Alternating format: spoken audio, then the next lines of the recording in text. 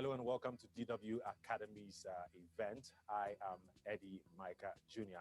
Now we have a crisis. It's global. It's a reality in all over the place in all the countries. And what all of us have learned is that it comes unannounced. You can manage it, but you can't control it. And we have also learned that besides the pandemic, the word infodemic has become very, very important. Refugees are people like you and me. We want the same things you do. And we fall for the same misinformation as you.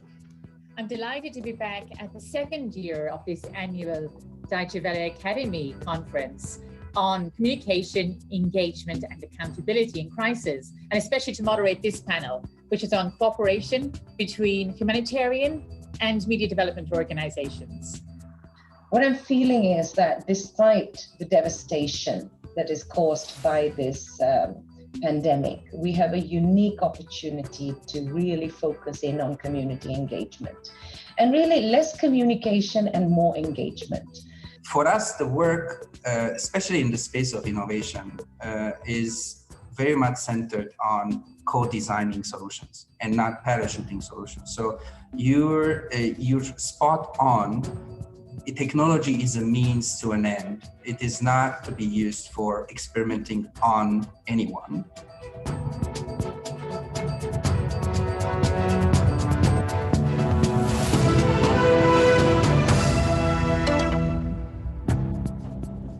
The number of people forcefully displaced has continued to rise over the last 10 years and is now reaching 80 million.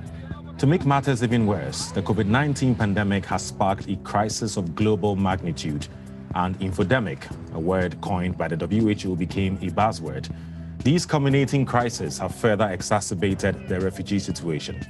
In 2020, more than ever, reliable, unbiased information can save lives.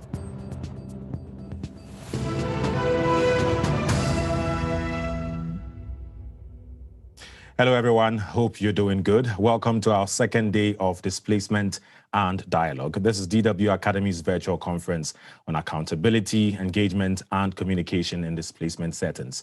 I'm your host, Eddie Micah Jr. Now, if you were with us yesterday or joining us for the first time today, you can network with other attendees on our conference app. Don't finish this conference without making new contacts. So we're picking up the pace today.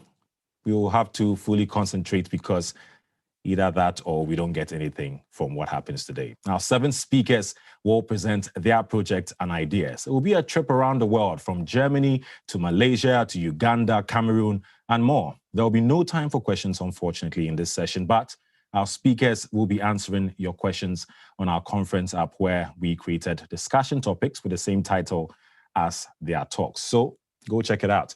Now, if you're not registered yet, find the link below to register for the conference and download the conference app. Join a community of more than 150 experts from across the world and get the conversation started. Okay.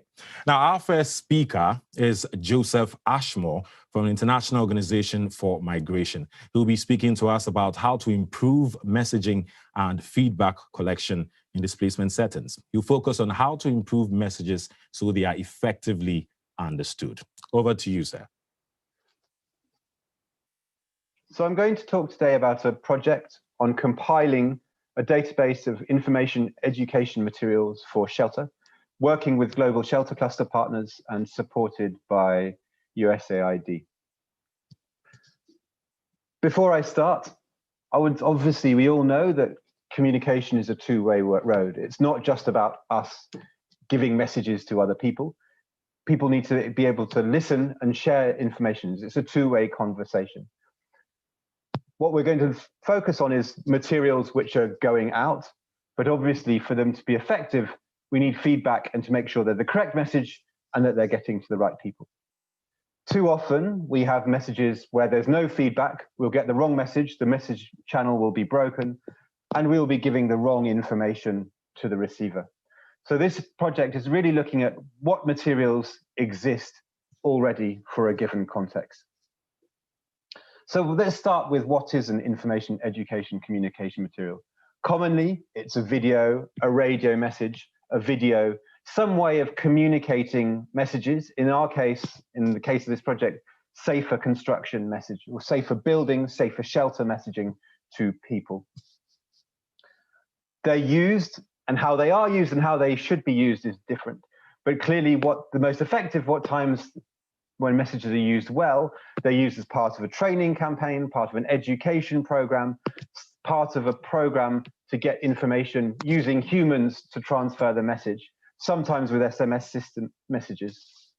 They can be used in shelter, using the example of shelter. They may be used for how to fix a tarpaulin better. Too often, they're just given out as a poster, and then there's a risk that they're misinterpreted, or even that the core messages within them are wrong. So the purpose of the project we've been doing is fairly simple, identifying what materials have been produced already to accelerate the initial decision-making of what the key messages should be. Obviously, we need a discussion with the affected populations to make sure that we're really getting the right messages. And then they're rolled out at scale through training, through advertising, but usually programs that involve a strong social mobilization component. So in this program, we're doing a database with a web interface. We're going to be doing IEC of the month, very much targeting the messages and the messages that exist already at humanitarian workers who are going to be developing them. Because often these messages are developed at the outset or during a crisis. So we're trying to help humanitarian staff to better develop, and technical humanitarian staff to better develop messages. To start it, we collected 30,000 files. We used intelligent crowdsourcing to do, using master's students to build the database.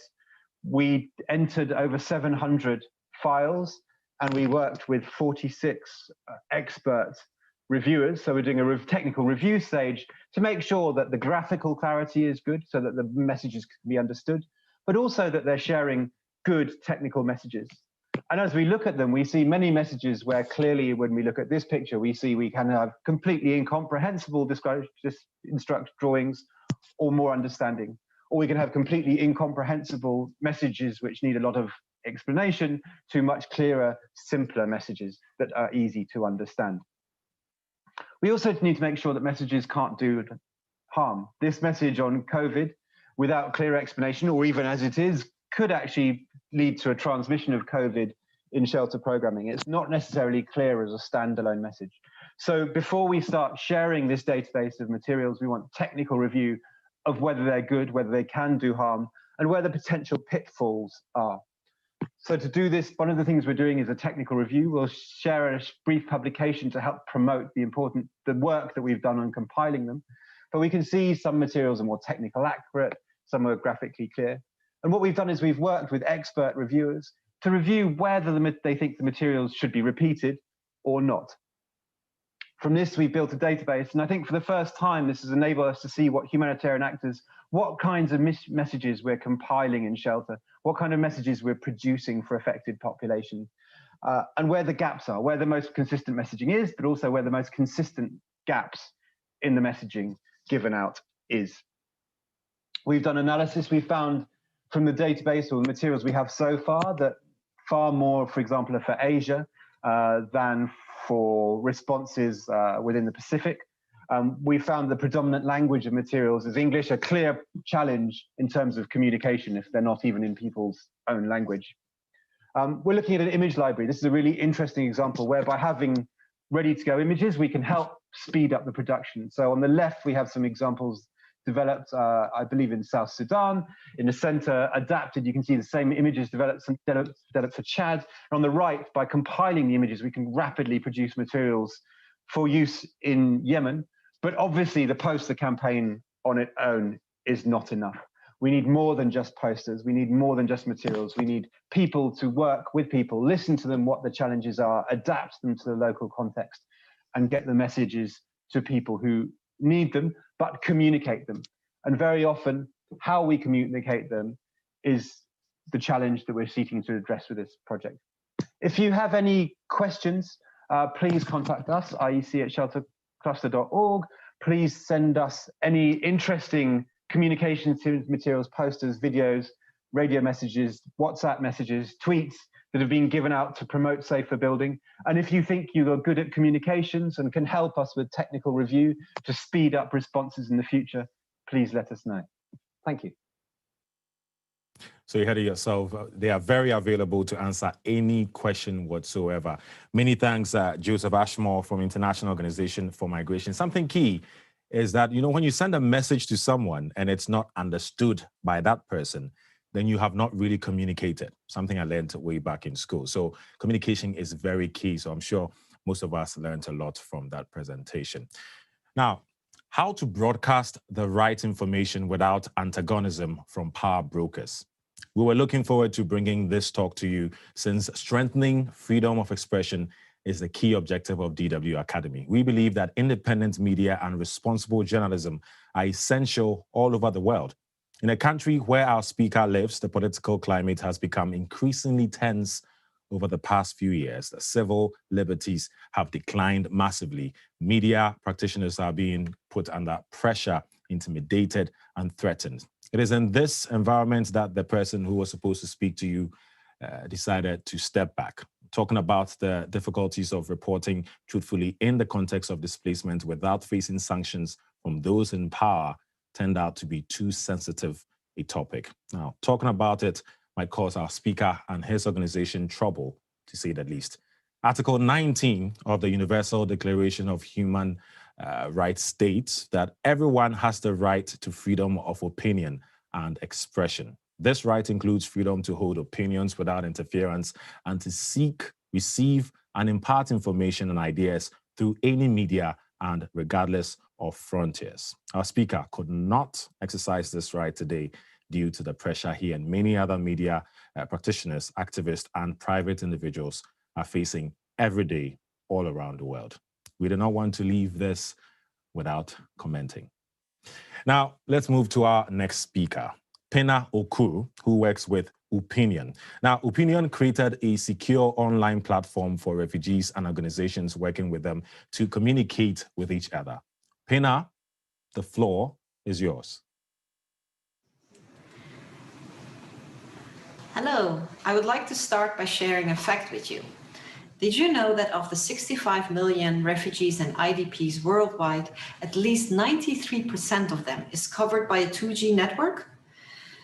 In the increase of smartphone use and of social media provides a huge potential to connect and engage with people and the communities who had to flee their homes.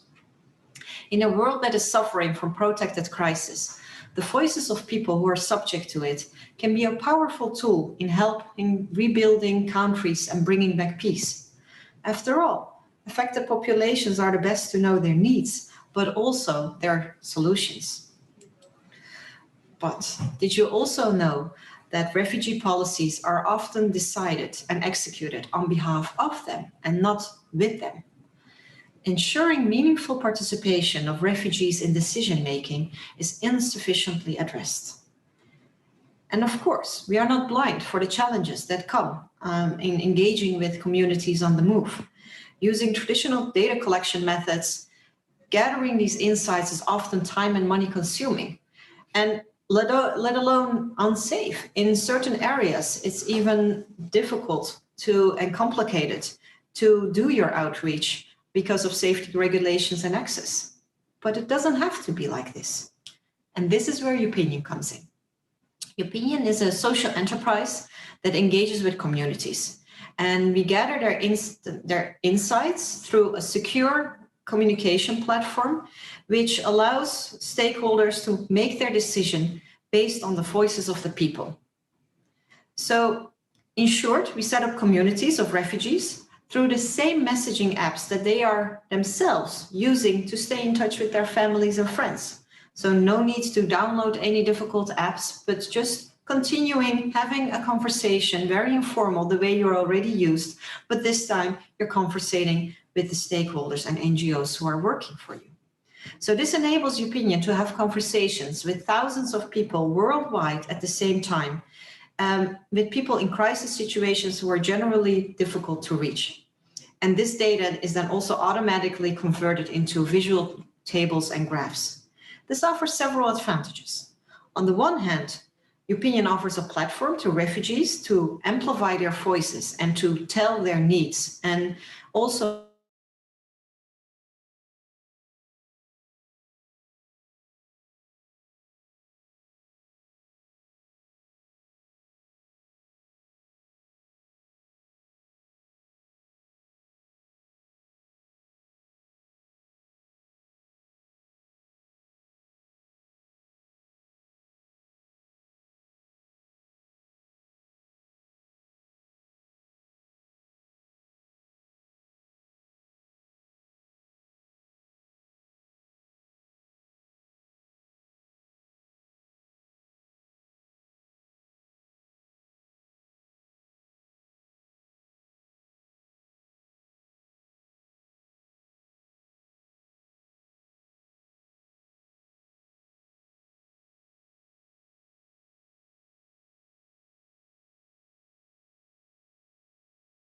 conversations, questions are not only sent out through text, but by voice messages. And the people on the other side can also reply back in voice messages, or just simply by clicking on the colors or emojis that we provide for them as answer options. But what is equally important in our work is that we share back relevant information to them.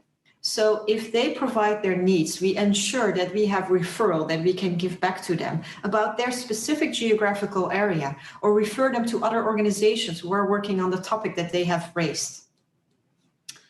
Of course, it's a digital platform and we place a high value on security and privacy matters. That's why we can proudly say that we are ISO certified and we follow GDPR regulations for a very long time already. But besides this, we work according to the highest ethical principles. In our case, this also means do no digital harm, as we have to ensure the security of the people who share very sensitive topics with us. And also other principles like necessity. Do not ask things for the sake of knowing, but really, what are you going to give back? What's in it for them? This question is central to any conversation that we send out.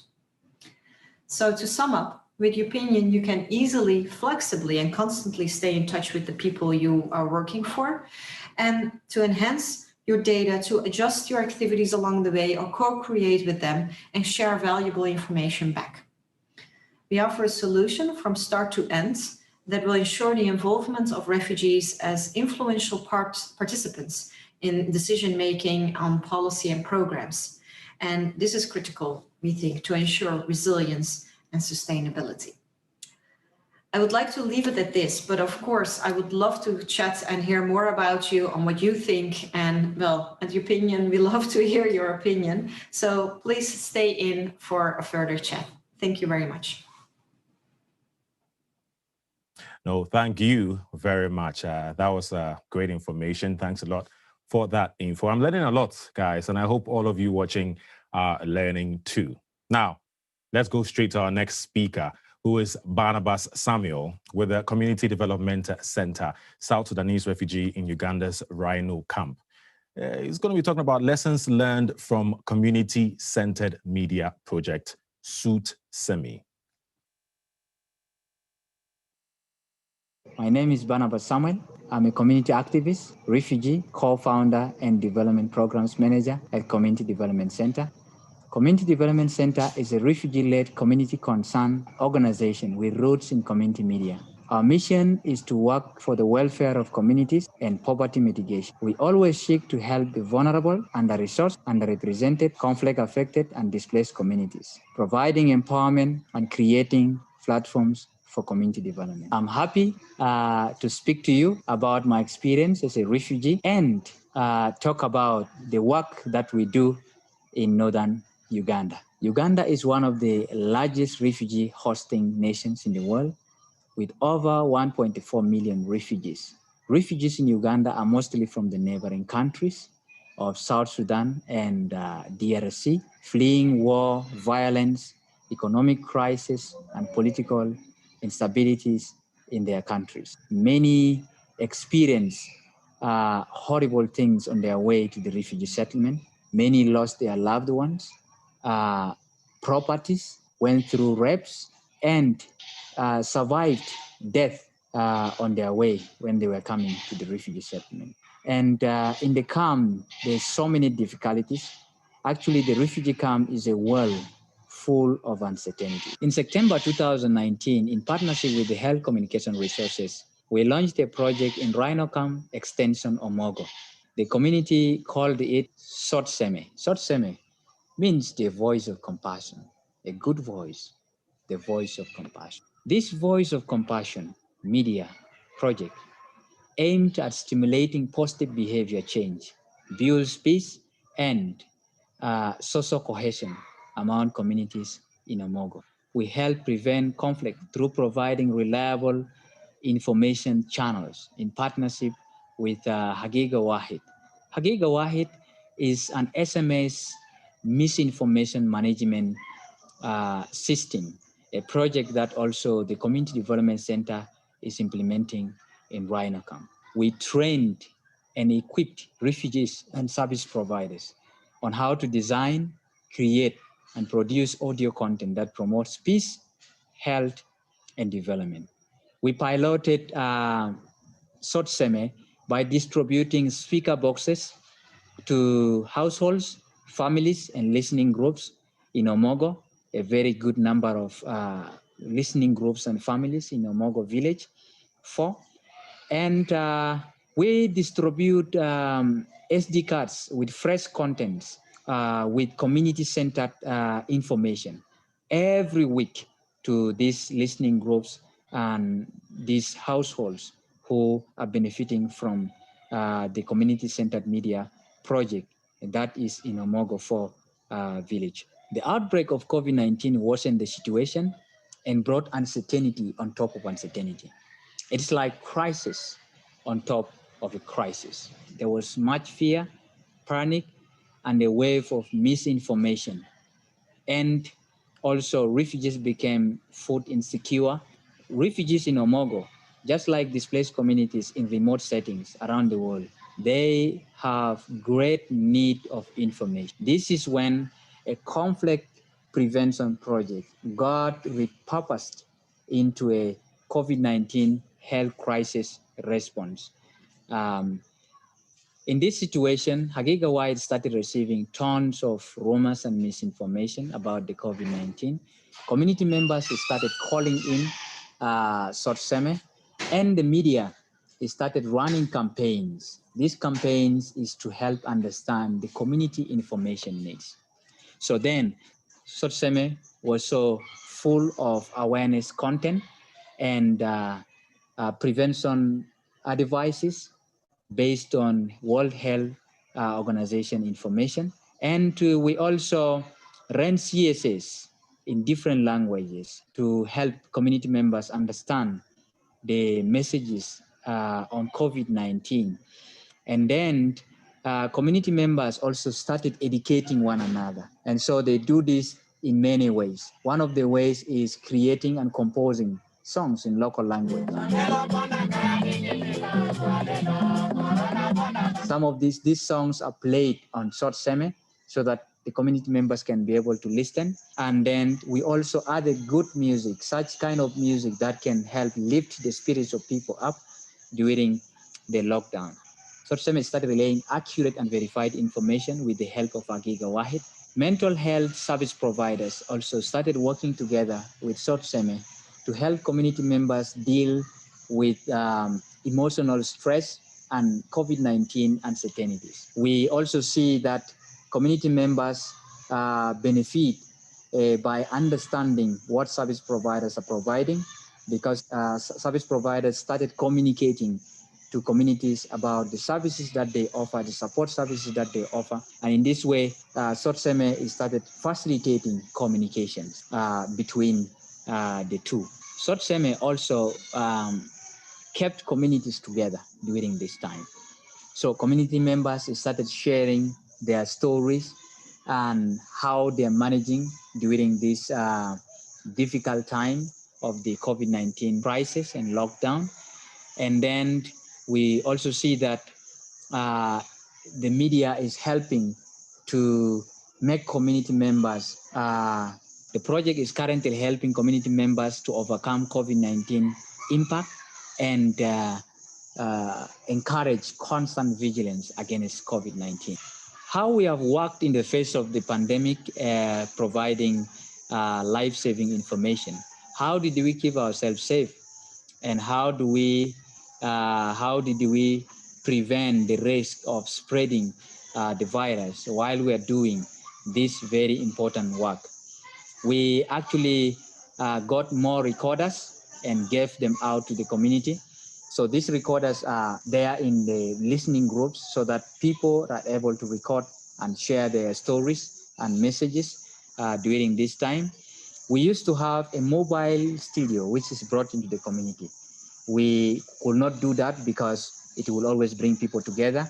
So to prevent bringing people together, we didn't take our mobile studio into the community. We also did recordings in households and listening groups. So community members can record from their listening groups, their messages. This is to prevent people coming from other groups or other part of the community to record or to bring people together in that context. We distributed sanitizers, masks, and ensure that there is a washing facility where we collect community voices and also where community members collect SD cards with content every week.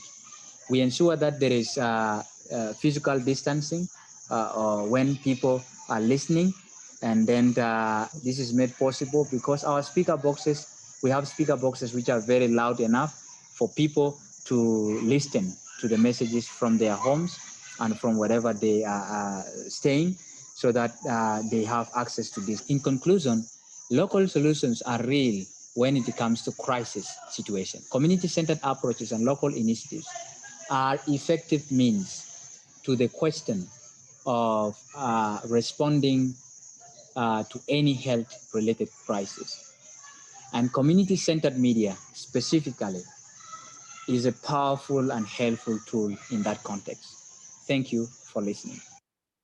Thank you for sharing that with us. That was Barnabas Samuel with the Community Development Center, South Sudanese refugee in Uganda's Rhino camp. And I think one key thing that stuck with me, I'm sure also with you, is the importance of reaching out through the community. Before you do something national or international, the community is like the basic step when you get the small number of people to get on board, especially with what his outfit is doing, especially during the pandemic. That is definitely priceless. So don't forget, if you want to reach out to all of these speakers doing their presentations, you can do that through the app. Just go through the app and contact whoever it is you have a question for. Let's move on to our next speaker, Madis Amiri from Handbook Germany. Okay, now Handbook Germany provides information platform for refugees in Germany in various different languages. They also look at the effect of the pandemic and misinformation on the conditions of refugees in the country. Here's to find out more. The pandemic has hit us all hard, but as in every other crisis, the vulnerable and the disadvantaged have been suffering the most. As we were very isolated in our homes, many in crowded refugee accommodation centers lived with the terror of infection without being able to maintain the so-called safe distance effectively. Yes, being able to self-isolate, in fact, is a privilege. In Halberstadt in Sachsen-Anhalt, Germany, without informing the inhabitants, police showed up at the accommodation center with water cannons and enforced the lockdown. Initially, when the lockdown was enforced, some panicked and tried to flee. Nobody knew what was going on at first. Photos show residents huddled behind the fences on the first day. Some tried to climb over it, but security guards prevented it. On the fourth day, 150 police officers, some in white full body overalls, pulled up water cannons and took 22 refugees identified as troublemakers out of the accommodation center. Such tensions did not occur at every camp, of course, but the lack of information was a common experience, which made the already intolerable situation even harder to stomach. As many of us were able to access credible information in languages we understand with a single click at home, in many refugee camps, internet access was non-existent or only sporadically available. German Refugee Council and some other organizations like Pro Azul asked for the closure of shared accommodation centers at the very start of the pandemic, which of course did not happen.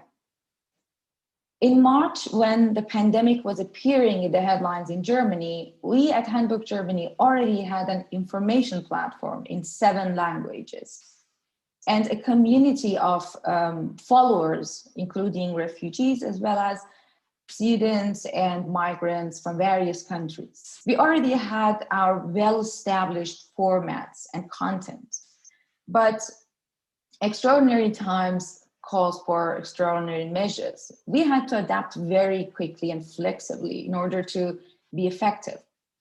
Our editorial team's modus operandi already included obtaining the original information directly from the horse's mouth, that is the government, and presenting it to our communities in our languages. Our established trust and connection to the communities proved even more vital in times when informed decision and personal accountability is required for the collective well-being. Since our coverage of the pandemic started, our Germany-based international community has grown considerably, with our total number of followers exceeding 200K. Many of refugees and asylum seekers depended on social media, which was and still, unfortunately, is ridden with fake news and misinformation. The official websites, even those which produce information in a few languages other than German, have difficulty accessing the vulnerable communities which most need this information. Communication of the necessary information has been slow and limited. Apart from printed pages distributed by camp managements, some depended on the church members who remained in touch, and others on volunteers and fellow refugees' WhatsApp groups. This is exactly where we try to fill in.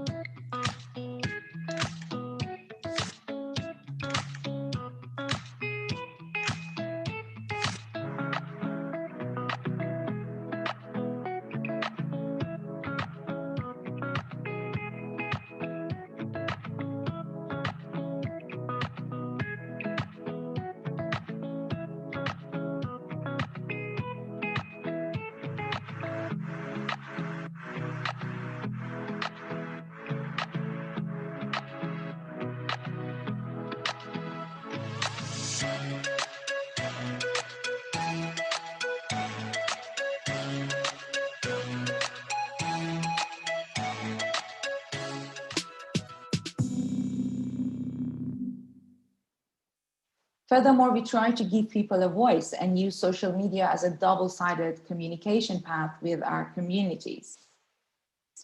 Refugees are among the most vulnerable, who often have to shoulder the blame, which in fact is not theirs. Those already in the limbo who are trying to join the society through participation in integration courses, vocational training programs, or workforce not only hit stagnation in their efforts, also felt the shadow of blame because of the living condition, which was in fact imposed on them. In times of insecurity, we tried to listen, and we've received countless messages from people who did not exactly know how to go forward. They knew offices are closed, but what now? What about their residence permit, for instance, or work permit? Is their residence permit going to get renewed now that they have lost their job? There were countless questions and an atmosphere of absolute fear and uncertainty among our communities. Long story short, through the magnifying glass of coronavirus pandemic, now it's ever more clear that providing reliable information is a primary component of humane and dignified treatment of displaced communities. Plus, a new approach is urgently needed in the asylum system, in particular in refugee accommodations, to assure the well-being of the society as a whole. Shared accommodation could work only as a short-term solution, but not only in places like Moria in Greece, for instance. Even in Germany, many asylum seekers and refugees have to stay in such accommodation for much, much longer. It is absurd to fence in a community away from the rest of society and blame them for not integrating well. Thank you for listening. Well said there, Madis Amiri from Handbook Germany. I think one key thing that I take out from this, as a journalist, fake news is definitely something that I abhor, but it's all over the place these days. And we have to make that combined effort to fight fake news, because it can destroy rather than make better. So all hands on deck while we fight this together. Many thanks again. And remember again, if you have some questions you want answers to, just go to the app that you're listening or watching us from and ask your questions. All of these presenters will be available to answer your questions. So, Linde Lambu and Syed Khalil Nakawi, they work with Same Skies in Malaysia. You see them right on your screens. They'll be introducing us to a leadership program for stronger social leaders, learning how to co-create with affected communities. So guys, take it up from here. The world is changing. We're reaching a stage in history where many of our old solutions or institutions, our ideas about the world are being challenged. The best way to reduce or eliminate suffering for other human beings is to help others. We can work together to design solutions that are more inclusive, more compassionate. Transformative Leadership in Action is a leadership program. The reason why we created this program really boils down to three different things. One, there are huge social differences between people in different corners of the world. Many of them live in dire conditions. Two, we see that a lot of approaches or a lot of solutions are still very much top down. And lastly, we see that there's not enough collaboration between different organizations, companies, stakeholders, but also communities themselves. And we feel like we need to bring people together to co-design solutions that make sense. My name is Humaira. I'm originally from Afghanistan. Currently, I am one of the participants in Transformative Leadership in Action. We learn basically things about what is project cycle management, leadership, management, and the things that is needed to run a project. Transformative Leadership in Action is a great experience, and this has been great to broaden my experience, and that's I'd encourage everyone to join it. I think this program is very beneficial for us as participants and also for other community members. That is our focus and our target, to learn new skills and also be able to provide a livelihood for themselves. I also really hope that locals engage in this program. It would be an opportunity to create collaboration between refugees and locals and create awareness. If Transformative Leadership in Action sounds like something you're interested in, or if you want to read more about what Same Skies does, stands for, you can visit our website, www.sameskies.org/leadership is especially for the leadership program. And there you can also express your interest to become a participant or express interest to become involved in any other way. So one of the reasons why we designed this program is to enhance the collaboration between different sectors. The most effective thing we can do is co-creating solutions together and collaborating to put our collective knowledge, experiences, and resources to the best use possible. We've run the program twice now, and to encourage this collaboration, we have encouraged locals to sign up to the program as participants. We have invited locals to the community consultation sessions that we hold.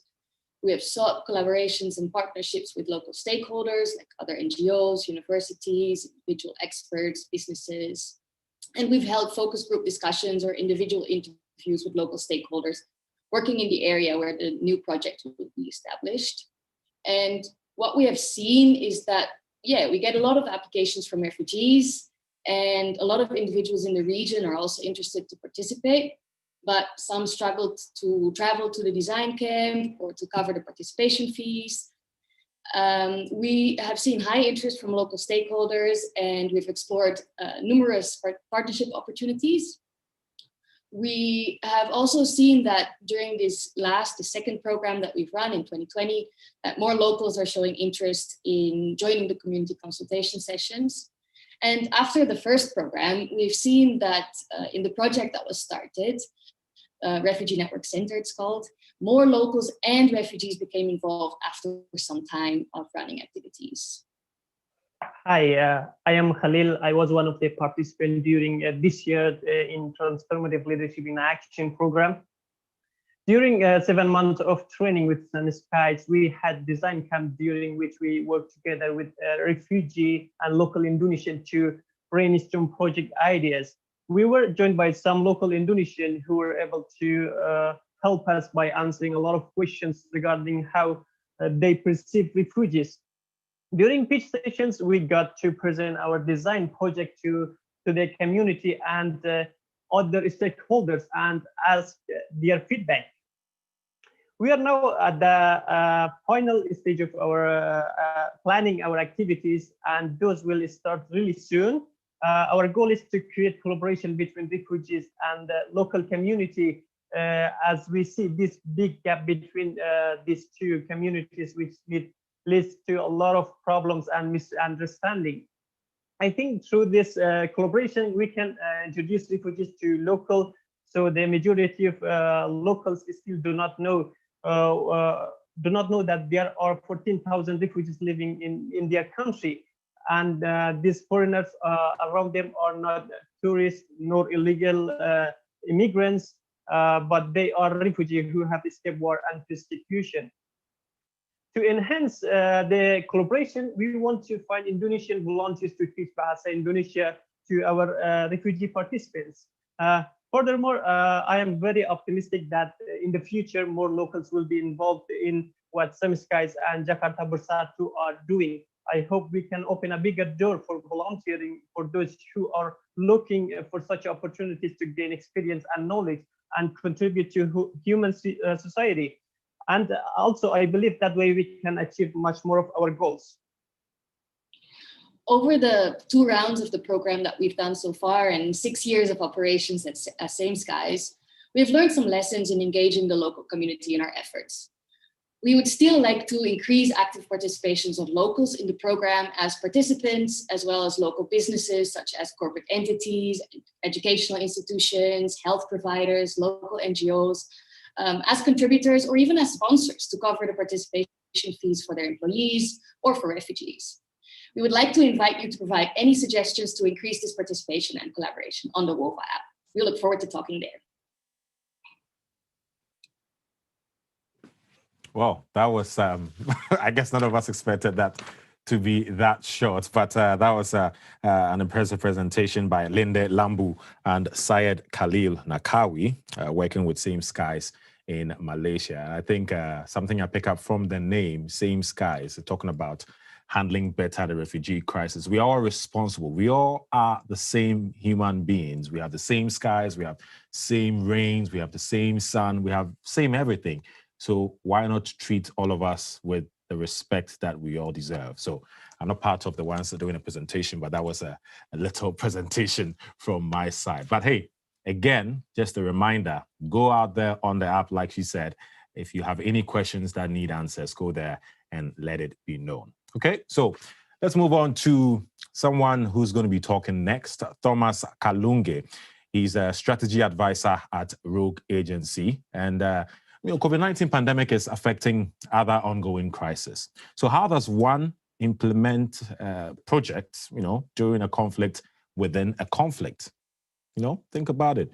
With all other issues all around the world, how does one really implement projects during a conflict within a conflict? Thomas will tell us more. Hello and welcome.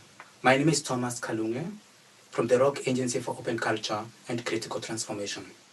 Today we'll be exploring with you how the current situation of COVID-19 has played out in relation to migration and displacement.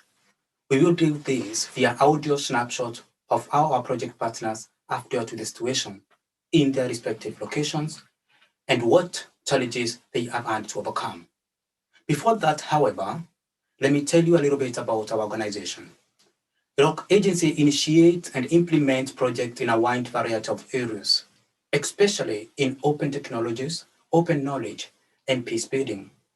We believe that many of today's global problems can be solved with adoption of open culture, especially in the three previously mentioned areas. We are therefore majorly involved with grassroots and government organizations that have an interest to bridge gaps between policy and real on-the-ground action using open source methodologies. This we do in countries like Ghana, Cameroon, South Sudan, among others. In our presentation today, we will attempt to answer the question, what challenges arise when implementing projects in a situation of conflict, enter God in another conflict. We'll start off with Gala, who is the country project manager for the project Defy Hate Now in Cameroon. He will briefly talk about trade-offs that people are caught in an internal conflict fueled by misinformation and disinformation. That is, flight versus stay. Our project partner Romeo from Platform Africa in Uganda will elaborate on how social distancing regulation brought about by the current COVID-19 play out in refugee settlements. And last but not least, Rhoda, our local coordinator dealing with women and migration in Ghana, will cover the question of what choices do young women and girls have between rural-urban migration in search of jobs and COVID-19 induced travel restrictions. Welcome, and let's all learn. My name is Ngala Desmond Ngala. I work for Defy Hate Now Cameroon. I manage operations in Cameroon. Conflicts and misinformation. I think these thematics are very, very important, and we are very keen to them. One, because misinformation has contributed as a key player in conflict. I think at times people even move into conflicts because they don't have the right information, and when the conflicts already exist, we have people who flee away, who move away from their homes simply because they've had information that was not accurate or not that was not given out well. We see parties in conflict giving conflicting information or information that is not accurate. And most of the times, this has led people to move into trouble. Some have moved even into danger while trying to run to safe havens. We've seen people who've stayed because the information given to them said, hey, stay, there is no reason for you to move, and they found themselves in harm's way. And I think with the advent of COVID-19, this has been exacerbated, and we're seeing cases in which people are giving information that is completely out of play and push individuals or citizens more into danger. AskNet, Access to Skills and Knowledge Network, is a capacity building and hub development program linking 5 community-based youth-led innovation hubs in South Sudan and Uganda. The AskNet community aims to build a sustainable network of trainers and empowered individuals to address specific challenges their communities are facing and transform cultural patterns that fuel conflict and inequality. It does so by providing youth access to skills and knowledge through training of trainers, workshops and themes including open source hardware and software, using the ASCOTech entrepreneurship, media production, gender equality awareness, trauma healing, and financial literacy. Some of the problems are like social distancing in the refugee camp, which is still a luxury in such a way that many refugees still believe in social cohesion than distancing. But here is a pandemic scenario which has not been taken heed of, meaning handshakes, meetings at closer distances is still a thing. But a few refugees have taken it serious to avoid this by tying ropes around their shops so that a distance is created between the customer and seller, and as well as others using elbows than handshakes, and leaders enforcing the laws against social gatherings like funerals. My name is Wedam Kadwaruda, and I work for the Migrants Media Network project in Northern Region, Ghana. The Migrants Media Network is a project by ROG Agency for Open Culture and Critical Transformation. This project provides young Africans with reliable information and training on migration issues and social media to make informed decisions and aware of safe migration options to Europe. This same project also promotes youth entrepreneurship at home as a way to build economic and social resilience encouraging youth to create their own opportunities and work within their communities. The project in the northern region here also focuses on rural-urban migration, where young women are involved in education as to how to reduce the rate at which they travel to urban cities to engage themselves in kaya youth. They are therefore also empowered on how to engage themselves in skills training that will enable them have access to decent source of income that will enable them support their families at home. During this period of COVID-19, it has reduced the risk at which these young mothers travel to the urban cities. And as such, that has increased the rate at which these women are seeking for skills training to be able to better themselves and their families. Thank you. We hope that our short presentation was able to give you insights on the situation our project partners have had to deal with on the ground. But if you have more questions or require more information, please do contact us. Thank you and goodbye. Now, I personally have a lot of questions to ask, and we all know what to do if we want to do that. Let's go to the app where you're watching us from and interact with the presenters. They are very open, arms wide open to answer any questions that you have. Now, they talked about managing a conflict within a conflict. Tough times call for tough measures. Thank you, Thomas Kalunge, for the insight, and thanks to all our speakers for today. If it sounds like we're wrapping up, it's exactly what we are doing. Thanks to all of you who joined us today. If you have any questions, it's very important to me that you make sure you ask them and get your answers, okay? Just go to our conference app and join the discussion. You'll find the topics of their sessions on your community board. Now, if you haven't registered yet, then please do so with the link below. On day 3, we will be joined by a team from Internews, that's a media development organization, who will discuss the topic Rooted in Trust, creating clarity about COVID-19 in humanitarian context. Trust me, you don't want to miss that. Until then, I am Eddie Micah Jr. Enjoy the rest of your day and see you tomorrow.